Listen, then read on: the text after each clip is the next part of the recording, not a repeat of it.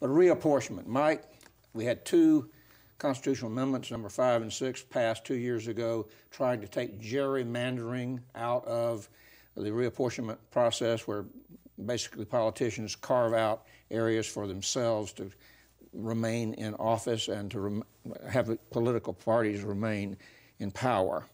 And those passed, and this year is reapportionment in the Florida legislature. Will those amendments cause gerrymandering to go away? No, they won't. There will still be gerrymandering, and the question is whether the courts let what they do happen, and if they do a good enough job of explaining why they selected one community of interest over another. I thought the debate in the Panhandle was very interesting. Do we split the lines east and west or north and south? In other words, the north part of the Panhandle has a lot more communities of interest than the beach communities to the south of the Panhandle. But does the county have a community of interest, or is it rural versus urban or beach?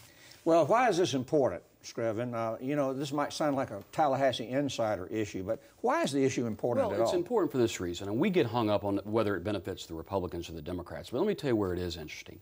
We have a Senate district that starts in Tallahassee and ends in Marion County, Senator Dean's district. We have congressional districts that start in Jacksonville, end in Orlando. You have, for example, multiple senators. The city of Ocala has 3 different senators. That's a problem. When it comes to representing a community or a city or an area, you know, they really should draw these lines where you have 1 member or 2 members that represent an area instead of 5 or 6. And we have been one of the most gerrymandered states in the country up until this point. I agree with Mike. I think 5 and 6 will have a benefit, but it needs to be about fair districts, not whether it's a Democrat or Republican district.